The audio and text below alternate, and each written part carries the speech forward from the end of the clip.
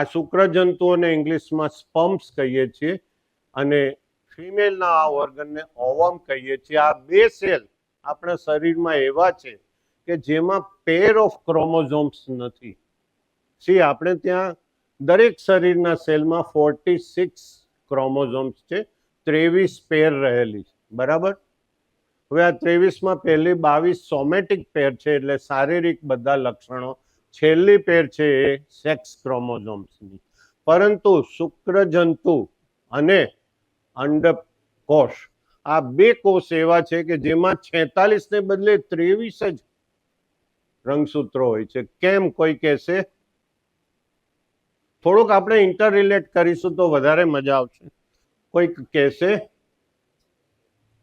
આ એક જ કોષ એવો છે, શરીરના બધા જ કોષો 46 રંગસૂત્રો. માણસના, વાંદરામાં બીજા હશે, 44 કોઈમાં હશે, ચકલીમાં 40 હશે, પણ માણસના દરેક કોષમાં 46 રંગસૂત્રો છે.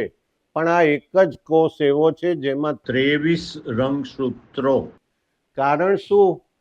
જે સરસ જવાબ આપશે એને મારી ચોપડી સુખી થવાનું છે તમારા હાથમાં છે, એ હું આપતા આનંદ અનુભવ. કારણ કે મા અને બાપ બંનેના 23 રંગસૂત્રો ભેગા થઈ 46 રંગસૂત્રો બને છે. એટલે કે આવનાર બાળકમાં અડધા માતાના અને અડધા પિતાના રંગસૂત્રો હોય છે. તેમાંથી જે રંગસૂત્ર ડોમિનન્ટ હોય તે બાળકની પહેલી પેઢીમાં દેખાય છે.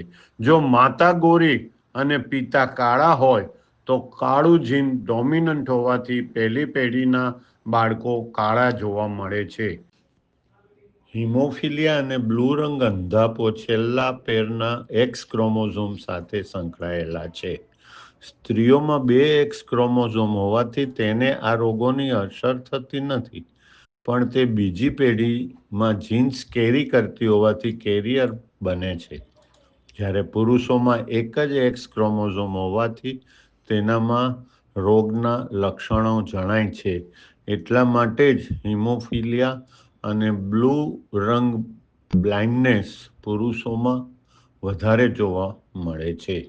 જો સ્ત્રીમાં ભૂલથી એક જ એક્સ ક્રોમોઝોમ હોય તો તેને ટર્નર સિન્ડ્રોમ કહે છે. આવી સ્ત્રીઓ બટકી, ટૂંકી ગરદનવાળી, કાન ઓછા સેટ હોય તેવા, જન્મ સમયે સોજાવાળા હાથ અને પગ જોવા મળે છે. આવી સ્ત્રીઓનું આયુષ્ય નોર્મલ કરતાં ઓછું હોય છે. જો છેલ્લી પેરમાં 2 ને બદલે 3 ક્રોમોઝોમ એટલે કે XXY અથવા XYY હોય તો તેને ક્લીન ફિલ્ટર સિન્ડ્રોમ કહે છે. આવા બાળકો ઇન્ટરસેક્સ લક્ષણો ધરાવે છે, જે બહારથી સ્ત્રીના તો અંદરથી પુરુષોના લક્ષણો ધરાવે છે. જોયું ને, ક્રોમોઝોમના ગોટાળાવાળી વાતો સાંભળીને મજા પડી ગઈ ને?